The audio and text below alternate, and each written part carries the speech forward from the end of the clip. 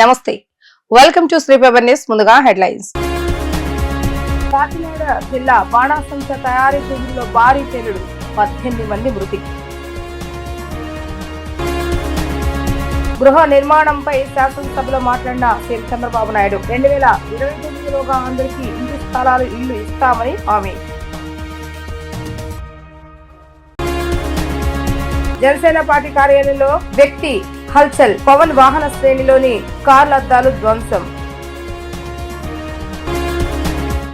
కాకినాడ జిల్లాలో బాణాసంచ తయారీ కేంద్రంలో పేలుడుకు 18 మంది తమ ప్రాణాలు ఆహుతయ్యాయి. వేట్లపాలెం, జీ మేడపాడు మధ్య పంట పొలాల్లో బాణాసంచ తయారు చేస్తున్నారు. అడప నాని అనే వ్యక్తి పొలాల్లో చదును చేసి బాణసంచ తయారీ కేంద్రాన్ని నిర్వహిస్తున్నారు. వరి పొలాల మధ్య ఎవ్వరూ రాలేని ప్రాంతంలో ఈ బాణసంచ కేంద్రం నిర్వహిస్తున్నారు. ఇక్కడ రోజు 25 మంది నుంచి 30 మందికి పైగా కార్మికులు పనిచేస్తున్నారు. వీరిలో ఎక్కువగా మహిళలే ఉన్నారు. ఇవాళ కూడా అధిక సంఖ్యలో మహిళలే బాణసంచ తయారీలో పాల్గొన్నట్లుగా తెలుస్తుంది. ఈ మధ్యాహ్నం తర్వాత బాణసంచ తయారీ కేంద్రంలో భారీ విస్ఫోటనం సంభవించింది.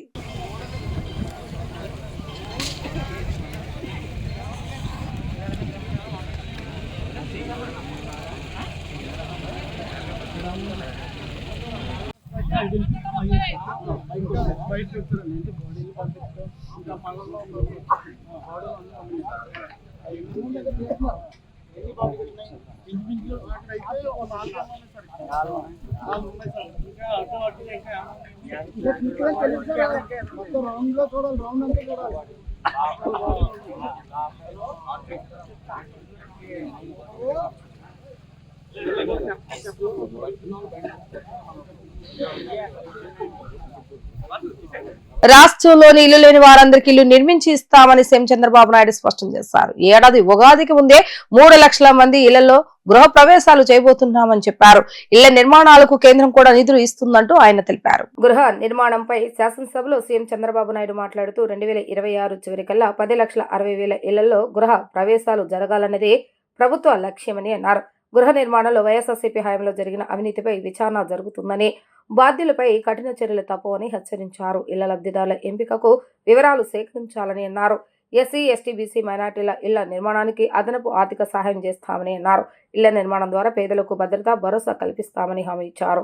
2019కి ముందు కట్టిన ఇళ్లను గత ప్రభుత్వం కక్షగట్టి ఆపేసిందని మండిపడ్డారు. గత ప్రభుత్వం ఆపేసిన ఇళ్లను త్వరలోనే పూర్తి చేసి ఇస్తామని అన్నారు.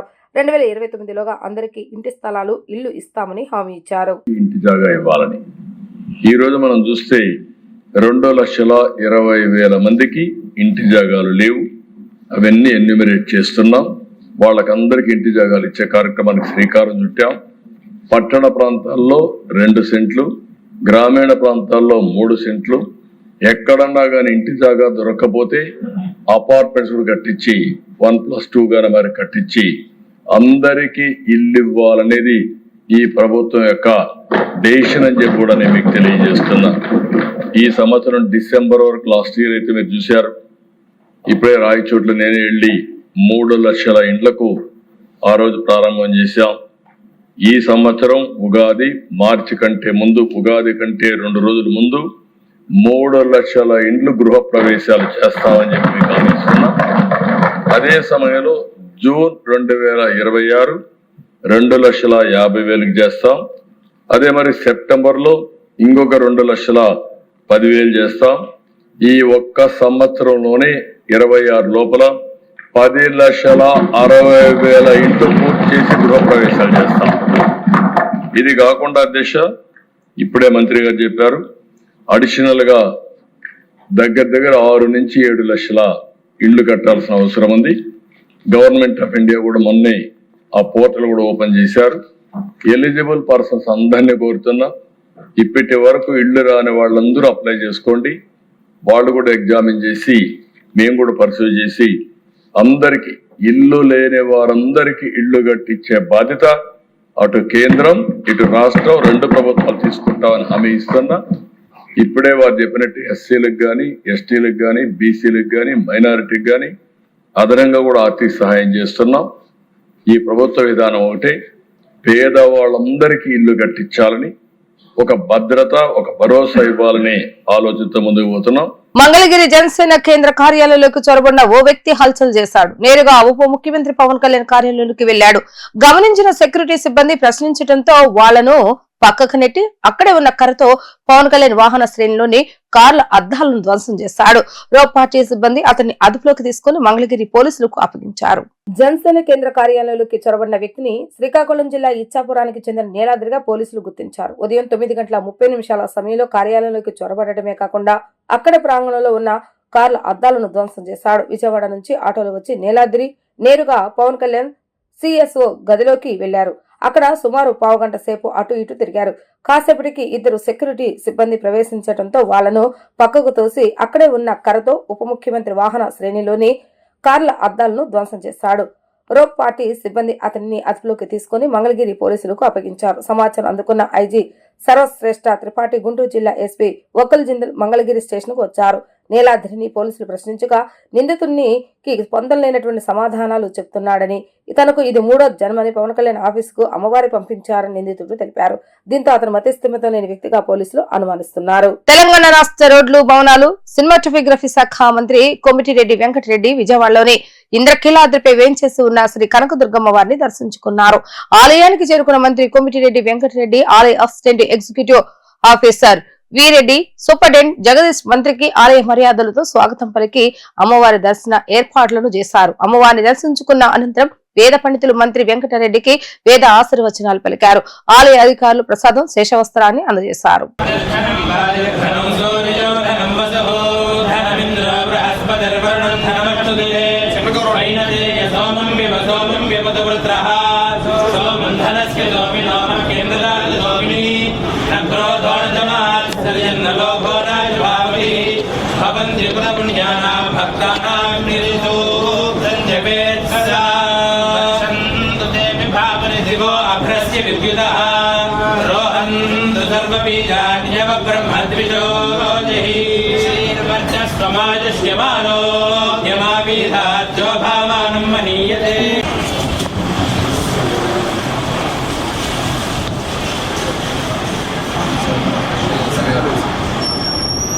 డిసెంబర్ 11వ తేదీన ఆర్బీఐ విడుదల చేసిన handbook of statistics on Indian states report ను వైసీపీ సభ్యులు సరిగ్గా హోంవర్క్ చేయకుండా తమకు అనుకూలంగా ఉందని భావించి ప్రస్తావించారన్నారు. కానీ వాస్తవాలు పూర్తిగా భిన్నంగా ఉన్నాయని రాష్ట్ర పరిశ్రమ శాఖ మంత్రి టీజీ భరత్ పేర్కొన్నారు.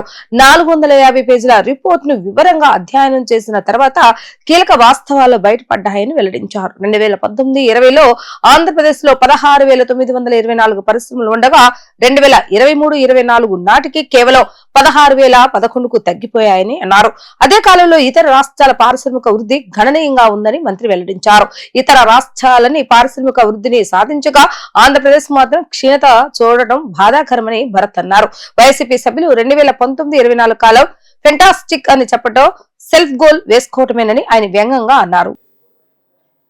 వీళ్ళకి అనలైజ్ చేసుకునే వాళ్ళు లేకపోతే వైఎస్ఆర్సీపీలో నాలెడ్జ్ వాళ్ళకి సెంటర్ ఏమన్నా ఉంటే వాళ్ళు సరిగ్గా ఇవ్వకుండా ఉన్నారు. ఆర్బీఐ రిపోర్టు ఈరోజు వాళ్ళు చెప్పిన దానికి ప్రశ్నకి వాళ్ళే సెల్ఫ్ గోల్ వేసుకున్నట్లే. ఎందుకంటే వాళ్ళు డిక్లైన్ అయిందనో లేకపోతే స్టేబుల్ ఉందనో లేకపోతే సౌత్లో టాప్ ఉందని చెప్పాలనుకున్నారు. ఆ ఆల్ ఓవర్ ఇండియాలో 5th ప్లేస్లో ఉన్నారని చెప్పి చెప్పాలనుకొని చూపించుకోవాలనుకున్నారు. బట్ వాళ్ళు సెల్ఫ్ గోల్ వేసుకున్నారు. ఈరోజు ఇది ఫ్యాక్ట్స్ అండ్ ఫిగర్స్ మీకు ఈ కాపీస్ కూడా సబ్మిట్ చేస్తా. You should also see. ఎందుకంటే వీఆర్ వర్కింగ్ వెరీ హార్డ్. మీరు ఫోర్బ్స్ వాళ్ళు కూడా తీసుకుంటే 9 monthsలో 9 months I'm saying from April 25 to Decemberలో 9 monthsలో ఒక 1 crore ఏదన్నా పెట్టాలనుకునే వాళ్ళు ఎవరన్నా అంటే 25.3% ఆంధ్రప్రదేశ్ అట్రాక్ట్ చేసిందండి. మన తర్వాత Orissa at 13.1%, Maharashtra at 12.8%, Telangana is at 9.5%, Gujarat is at 7.1%, Tamil Nadu is at 4.9%, Rajasthan is at 4.3%. So ఇంకా మిగతా కంపెనీస్ అంతా మిగతా స్టేట్స్ అంతా కూడా ఇంకా తక్కువలో ఉన్నాయి. నేను చెప్పేది అంటే జస్ట్ ఇన్ 9 months 1 crore ఎవరైనా పెట్టాలనుకుంటే 25.3% బీన్ అట్రాక్టెడ్ టు ఆంధ్రప్రదేశ్. ఎక్కడ మ్యాగ్నెట్ ఏమంటే మా చంద్రబాబు గారు that is the leadership that we are having. So Andhra రాష్ట్రంలో ప్రతి ఒక్కళ్ళు కూడా నమ్మకం పెట్టుకోండి, వైఎస్ఆర్సీపీ ట్రాప్లో పడద్దండి. వాళ్ళు చెప్పేవన్నీ కూడా ఏదో చెప్పాలనుకుంటారు, ప్రతిసారి సెల్ఫ్ గోల్ వేసుకుంటారు. ఏమన్నా చేయండి, అన్నిట్లో సెల్ఫ్ గోల్ పడుతూ ఉంది. వాళ్ళు అట్లా ఉండడం మాకు కూడా మంచిదే. ఒక రకంగా ఎన్డీఏ ప్రభుత్వం మేము చేసేవన్నీ మంచి మంచి కార్యక్రమాలు, పీపుల్ ఆర్ అండర్స్టాండింగ్, గ్రౌండ్లో రియాలిటీ తెలుసు ఏం జరుగుతోంది అనేది. So overall industrial growth is too good. Cheepurupalli సిహెచ్సిలో హెచ్పివి వ్యాక్సినేషన్ కార్యక్రమాన్ని సీఎం చంద్రబాబు నాయుడు లాంఛనంగా ప్రారంభించారు. చీపురుపల్లి చేరుకున్న సీఎంకు మంత్రులు, ఎమ్మెల్యేలు, కూటమి నేతలు, అధికారులు ఘన స్వాగతం పలికారు. అనంతరం ఆయన సిహెచ్సికి వెళ్లి అక్కడ విద్యార్థులతో ముచ్చటించారు. హెచ్పివి వ్యాక్సిన్ వల్ల గర్భాశయ క్యాన్సర్ బారిన పడకుండా ఉంటారని వివరించారు. సీఎం సమక్షంలో 14 ఏళ్లలోపు విద్యార్థులకు ఏఎన్ఎంలు వ్యాక్సిన్ వేశారు. హెచ్పివి వ్యాక్సిన్ ఉపయోగాల గురించి విద్యార్థులకు వివరంగా చెప్పారు. సీఎం క్యాన్సర్ రాకుండా రక్షణ కోసమే ఈ వ్యాక్సినేషన్ ఇస్తున్నారని ఆయన అన్నారు. సంజీవని కార్యక్రమంలో భాగంగా డిజిటల్ హెల్త్ కార్డులలో వ్యాక్సినేషన్ డేటాను నమోదు చేయాలని సీఎం సూచించారు. హాస్పిటల్ ప్రాంగణం పరిశుభ్రంగా ఉండేలాగా చూడాలని, ప్రైవేట్ హాస్పిటల్కు దీటుగా ప్రభుత్వ హాస్పిటల్ ఉండాలని ఆదేశాలు జారీ చేశారు. ఇలాగే హాస్పిటల్కి అడ్వైజరీ కమిటీ నియమించాలని ముఖ్యమంత్రి నారా చంద్రబాబు నాయుడు సూచనలు జారీ చేశారు. నియోజకవర్గంలోని అన్ని గ్రామాల సమగ్ర అభివృద్ధి లక్ష్యమని గన్నవరం ఎమ్మెల్యే యార్లగడ్డ వెంకట్రావు స్పష్టం చేశారు. రూరల్ మండలంలోని 9 గ్రామాల సౌకర్యార్థం ప్రత్యేక సర్కిల్ ఇన్స్పెక్టర్ కార్యాలయాన్ని ఏర్పాటు చేయనున్నట్లుగా తెలిపారు. రావర్పాడు పరిధిలో సుమారు 3.01 కోట్ల రూపాయల వ్యయంతో చేపట్టనున్న అభివృద్ధి పనులకు ఎమ్మెల్యే యార్లగడ్డ వెంకట్రావు శంకుస్థాపన చేశారు. కేంద్ర ప్రభుత్వం జల్ జీవన్ మిషన్ నిధులతో పొట్టి శ్రీరాములు కాలనీ, సిండికేట్ కాలనీలో వాటర్ ట్యాంకులు, జవహర్ నగర్, హరిజనవాడ ప్రాంతాల్లో పైప్లైన్ల పనులకు భూమి పూజ చేశారు. 3 నెలల్లో పనులను పూర్తి చేస్తామని హామీ ఇచ్చారు. రూరల్ మండలంలోని 9 గ్రామాల సౌకర్యార్థం ప్రత్యేక సర్కిల్ ఇన్స్పెక్టర్ కార్యాలయం ఏర్పాటు చేయనున్నట్లుగా తెలిపారు. అలాగే గన్నవరంలో అన్నా క్యాంటీన్ ప్రారంభం, రావర్పాడులో కొత్త క్యాంటీన్ మంజూరు, నయనవరంలో కృష్ణా యూనివర్సిటీ స్థాపన, గన్నవరం ఎయిర్పోర్ట్ సమీపంలో డాక్ సంస్థ తీసుకురావడం వంటి అంశాలపై చర్యలు కొనసాగుతున్నాయని వెల్లడించారు. అన్ని గ్రామాల సమగ్ర అభివృద్ధి లక్ష్యమని ఎమ్మెల్యే స్పష్టం చేశారు. గన్నవరం నియోజకవర్గం జల్ జీవన్ మిషన్ లేకపోయినా గన్నవరం నియోజకవర్గం ప్రారంభంలో 1.5 year బ్యాక్ లేవు. తర్వాత మాట్లాడి 2 కాన్స్టిట్యూన్సీ కూడా తర్వాత చేర్చినందుకు ప్రభుత్వానికి ధన్యవాదాలు తెలియజేస్తూ ఈరోజు పొట్టి శ్రీరాములు నగర్లో 60 KL water tank, over head tank ఉంది. పటేల్ నగర్లో ఇక్కడ 60 KL సిండికేట్ బ్యాంక్ కాలనీ కూడా శంకుస్థాపన చేయడం జరిగింది. ఎన్నాళ్ళు చేస్తారట? 3 monthsలో డెఫినెట్గా మళ్ళీ ఓపెన్ చేస్తాం. అలాగే పోయినసారి శాసనసభ సమావేశాలు సెప్టెంబర్లో రూరల్లో ఉన్న 9 గ్రామాల ప్రజలు ఇబ్బంది పడుతున్నారు. ఈ పోలీస్ స్టేషన్లో అంబాపురం, నయనవరం పోలీస్ స్టేషన్లో, పాతపాడు ఉన్న పోలీస్ స్టేషన్లో, ఈ 5 గ్రామాలు పట్టణ పోలీస్ స్టేషన్లో ఉండడం వల్ల చాలా ఇబ్బంది ఉందని శాసనసభలో అడగటం, ముఖ్యమంత్రి గారితో మాట్లాడిన మేరకు ఇక్కడ మన రూరల్ ప్రాంతానికి విడిగా సర్కిల్ ఇన్స్పెక్టర్ని కేటాయించి దానికి అంగీకరించడం జరిగింది. డీసీపీ మురళి గారిని స్థలాలు పరిశీలించాల్సింది కోరే స్థానిక ఎంఆర్ఓ కూడా నేను చెప్పాను. రాబోయే కాలంలో ఉన్న పోలీస్ స్టేషన్ని ఆల్రెడీ ఉన్న పోలీస్ స్టేషన్ కాబట్టి దాని ఎస్హెచ్ఓ స్టేషన్ హౌస్ ఆఫీసర్గా ఎస్ఐ లెవెల్ ఉంచేటట్టుగా అవుట్ పోస్ట్ లాగా దాన్ని మార్చి రామవరపాడులో దాదాపు 1,00,000 మంది పైబడి జనాభా ఉన్న ఏలూరు రోడ్లో పోలీస్ స్టేషన్ ఇక్కడ ఉంటే బెటర్ అనే ఉద్దేశంతో సర్కిల్ కార్యాలయానికి ఏర్పాటు చేయమని చెప్పారు. ఎంఆర్ఓను డీసీపీ ఇద్దరు కలిసి చూసి 2-3 రోజులు అది ఫైనల్ చేసే పరిస్థితి. అలాగే అన్నా క్యాంటీన్ని గన్నవరంలో శంకుస్థాపన చేసాం. రాబోయే 1 నెల 2 నెలల్లో ఓపెన్ చేస్తాం. మొన్న ముఖ్యమంత్రి గారిని రామవరపాడులో కూడా ఇంకో అన్నా క్యాంటీన్ పెట్టాల్సిన అవసరం ఉందంటే నియోజకవర్గం ఒకటే ఇచ్చిన మనం అడిగింది అడవుగా దాన్ని కూడా సాయం చేశారు. రాబోయే కాలంలో అన్నా క్యాంటీన్ కూడా రామవరపాడులో ప్రారంభించాం. వైసీపీ సభ్యులతో కలిసిపోయి చైర్మన్ పక్షపాత ధోరణితో వ్యవహరిస్తున్నారని మండలి చీఫ్ విప్ పంచమతి అనురాధ విమర్శించారు. అధికార పార్టీ సభ్యులు చర్చకు అడ్డుకుంటున్నారని చైర్మన్ చెప్పడం విడ్డూరమని, ఇది నాటకంలాగా ఉందని అన్నారు. ఈ స్క్రిప్ట్ ఎక్కడి నుంచి వచ్చిందంటూ ఆమె ప్రశ్నించారు. జగన్మోహన్ రెడ్డి ద్వారా వైసీపీ సభ్యులను ఆడిస్తున్నారని టీడీపీ విమర్శించారు. వారు చీఫ్ ట్రిక్స్ మానుకోవాలని, పెద్దల సభను 5 కోట్ల మంది గమనిస్తున్నారని చెప్పారు. క్వశ్చన్ అవర్ స్టార్ట్ చేయకుండా ఆయనకేదో ఇన్సల్ట్ జరిగినట్టుగా భావించి అధికార పార్టీ సభ్యులు రూల్స్కి విరుద్ధంగా క్వశ్చన్ అవర్ను జరిపించాలని అడిగి లడ్డూ ప్రసాదం చర్చను అడ్డుకునే ప్రయత్నం చెయ్యడం విచారకరం అంట. నిన్నటి విషయం ఎవరు అడ్డుకున్నారు, ఎక్కడ అడ్డుకున్నారు?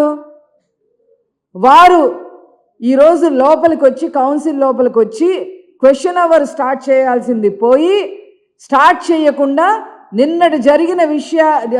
నిన్న ఏదో జరిగిందని ఈ చైర్మన్ గారు ఇలా మాట్లాడటం చాలా దురదృష్టకరం. ఈ విధంగా అధికార పక్ష సభ్యులే సభలో చర్చను అడ్డుకోవడం సాంప్రదాయం కాదు అని చెప్పి కూడా స్టేట్మెంట్ ఇచ్చారు చైర్మన్ గారు. ఏంటిది ఇది అసలు? ఏంటి డ్రామా?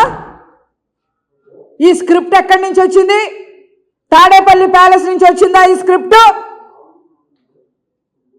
ఒక చైర్లో ఉన్న పెద్ద మనిషి ఈ రకంగా అపవాదాలు గవర్నమెంట్ మీద వేయడం ఎంతవరకు సబబు అని చెప్పి మేము సూటిగా ప్రశ్నిస్తూ ఉన్నాం. తర్వాత ఇంకొకటి, ఈరోజు రూల్ నెంబర్ 306 ప్రకారం మంత్రి గారికి స్టేట్మెంట్ ఇవ్వటానికి పూనుకొని ఈరోజు మరి నోటీస్ కూడా ఇవ్వటం జరిగింది. ఈ నోటీస్ కూడా నేను చదువుతాను. ఇది ఆనం రామనారాయణ రెడ్డి గారు, ఎండోమెంట్స్ మినిస్టర్ గారు, నేను కౌన్సిల్లో స్టేట్మెంట్ ఇస్తాను అని చెప్పి రూల్ నెంబర్ 306 ప్రకారం వారి యొక్క హక్కుని వినియోగించుకొని ఇచ్చిన నోటీసు. ఆంధ్రప్రదేశ్ లో 60 నుండి 70% మంది పేద ప్రజలు ప్రభుత్వ హాస్పిటల్ పైనే ఆధారపడుతున్నారని, అయితే అక్కడ సరఫరా అవుతున్న మందుల నాణ్యతపై తీవ్ర ఫిర్యాదులు వస్తున్నాయని వైసీపీ ఎమ్మెల్సీ వంక రవీంద్రనాథ్ పేర్కొన్నారు. మందుల క్వాలిటీ పరీక్షలపై మంత్రి ఇచ్చిన సమాధానం స్పష్టంగా లేదని ఆయన అసహనాన్ని వ్యక్తం చేశారు. నాణ్యత లేని మందుల వల్ల వ్యాధులు తగ్గకపోగా పేదలు ఆర్థిక ఇబ్బందులు పడుతూ ప్రైవేట్ హాస్పిటల్ కు వెళ్లాల్సి వస్తుందంటూ ఆయన ఆవేదన వ్యక్తం చేశారు. అసెంబ్లీ మీడియా పాయింట్ వద్ద ఏర్పాటు చేసిన విలేకరుల సమావేశంలో వైసీపీ ఎమ్మెల్సీ వంక వీర్నాథ్ మాట్లాడుతూ ముఖ్యంగా పిహెచ్సిలు, ఏరియా హాస్పిటల్లో కీలకమైన యాంటీబయాటిక్స్, బీపీ మరియు లివర్ సంబంధిత మందుల కొరత తీవ్రంగా ఉందని ఆయన విమర్శించారు. ఒకవైపు మందుల కొరత వేధిస్తుంటే మరోవైపు గుడివాడ, ఏలూరు వంటి ప్రాంతాలలో లక్షల రూపాయలు విలువ చేసేటటువంటి మందులు ఎక్స్పైరీ కావటం అధికారుల నిర్లక్ష్యానికి నిదర్శనమని మండిపడ్డారు. నాణ్యత లేని మందులు సరఫరా చేసి కంపెనీలకు బ్లాక్ లిస్ట్ లో పెట్టాలని, మందుల డీసాల్వింగ్ రేట్ పరీక్షలను కఠినతరం చేసి పేదలకు నాణ్యమైన వైద్యం అందేలాగా చూడాలని ఆయన ప్రభుత్వాన్ని డిమాండ్ చేశారు. అందరికీ నమస్కారం. నా పేరు Vanka Ravindranath, MLC, YSRCP, west Godavari district. ఈరోజు నేను కౌన్సిల్లో ప్రశ్న వేయడం జరిగింది. ఆ ప్రశ్న ఏంటంటే, ప్రభుత్వ ఆసుపత్రులు మరియు ప్రాథమిక ఆరోగ్య కేంద్రాలకు సరఫరా చేయబడిన మందులపై నిర్వహిస్తున్న నాణ్యతా పరీక్షలు ఏమిటి? స్టాక్ పంపిణీ వ్యవస్థ గణాంకాల ప్రకారం మందులు కేటాయించబడుతున్నాయా? గడువు ముగిసిన మందులు విలువ ఎంత? దాని వివరాలు ఏమిటి అనే ప్రశ్న వేసినప్పుడు మంత్రి గారు లిఖితపూర్వకంగా సమాధానం చెప్పారు. మరి ఆ చెప్పిన సమాధానంలో నేను అడిగిన ప్రశ్నలకి ఒక స్ట్రైట్ ఆన్సర్ రాలేదు. ఒక మామూలుగా చెప్పారు సాధారణంగా. మరి ఎందుకు ఈ ప్రశ్న వేయడం జరిగిందంటే, ఆంధ్రప్రదేశ్లో ప్రభుత్వ ఆసుపత్రి మీద 60 to 70% ప్రజలు ఆధారపడి ఉన్నారు. గ్రామీణ వర్గాల్లోనూ అలాగే పేద వర్గాలు అందరూ కూడా ప్రభుత్వ ఆసుపత్రి మీద ఆధారపడతారు. ప్రభుత్వ ఆసుపత్రులు ఇచ్చిన మందుల మీద వాళ్ళు ఆధారపడి ఉన్నారు. కానీ మందులు క్వాలిటీ బాగోట్లేదని ఈ మధ్య చాలా కంప్లైంట్లు వచ్చినాయి. మందులు క్వాలిటీ బాగోపోవడం మూలంగా తప్పనిసరి అయ్యి గవర్నమెంట్ హాస్పిటల్కి వెళ్ళడం మానేసి ప్రైవేట్ హాస్పిటల్కి వెళ్ళి అక్కడ అధికమైన ఫీజులు, ధరలు పెట్టి కొనుక్కుని ఆర్థికంగా చాలా ఇబ్బంది పడుతున్నారు. ఒక పక్క ప్రభుత్వం అనేక వేల కోట్లు కేటాయిస్తున్నా దాన్ని ప్రాపర్గా ప్రజలకు అందివ్వలేకపోవడంలో ఉండే వైఫల్యాలు ఏంటి? మరి ప్రధానంగా మెడిసిన్స్ క్వాలిటీ అనేది చాలా ఇంపార్టెంట్. ఎందుకో క్వాలిటీ జరగట్లేదని ఆలోచన చేస్తే ప్రభుత్వం ఎప్పటికప్పుడు not of standard quality NSQ అనేది వాడుతున్న మందులు క్వాలిటీలు ఏదైతే బాగోలేదో ఆ ఇన్ఫర్మేషన్ సెంట్రల్ గవర్నమెంట్ ఇన్ఫార్మ్ చేయాలి. చైర్మన్ మోషన్ రాజు శాసనమండలిలో పాలక పక్షాన్ని విమర్శించడం సరైంది కాదని కూటమి ఎమ్మెల్సీలు ఆగ్రహాన్ని వ్యక్తం చేశారు. చైర్మన్ మనోభావాలు ఎలా దెబ్బతిన్నాయో తమకు అర్థం కాలేదని, కానీ సభ్యుల మనోభావాలకు పూర్తి విఘాతం కలిగే పరిస్థితిని ఆయన కల్పించారని అన్నారు. మీడియా పాయింట్ లో టీడీపీ ఎమ్మెల్సీ ఆలపాటి రాజేంద్ర ప్రసాద్ మాట్లాడుతూ సభను సజావుగా నడిపించాలన్న ప్రయత్నం చైర్మన్ చేయడం లేదని అన్నారు. లడ్డు అంశంపై చర్చకు ప్రభుత్వం అంగీకరించిన చర్చ జరిగే సమయంలో దేవాదాయ మంత్రి స్టేట్మెంట్ ఇవ్వడానికి చైర్మన్ అనుమతి ఇవ్వలేదని చెప్పారు. మంత్రి స్టేట్మెంట్ కు అనుమతి ఇవ్వాలన్న ఆర్థిక మంత్రి పయ్యావుల కేశవ్పై చైర్మన్ వ్యాఖ్యలు చేయడం చాలా బాధాకరమని తెలిపారు. సభ సాంప్రదాయాన్ని కాపాడాల్సిన చైర్మన్ సాంప్రదాయాలకు విఘాతం కల్పిస్తున్నారని ఆవేదన వ్యక్తం చేశారు. శాసన మండలిలో సభా కార్యక్రమాలు ప్రారంభమైన దగ్గర నుంచి నేటి వరకు జరిగిన సంఘటనల్ని ఒకసారి పరిశీలన చేసుకున్నట్లయితే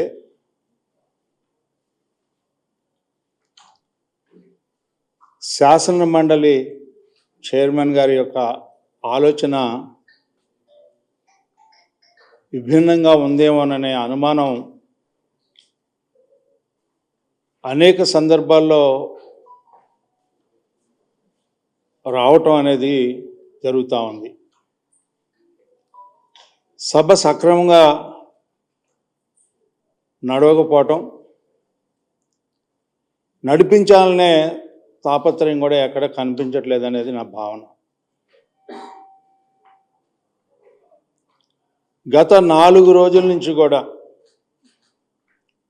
ఒకే అంశం మీద తీర్మానం ప్రతిపక్ష సభ్యులు చేస్తూ ఉంటే దాన్ని తిరస్కరిస్తూ ఉంటే, తిరస్కరించిన తర్వాత వాళ్ళు చేసే గందరగోళం,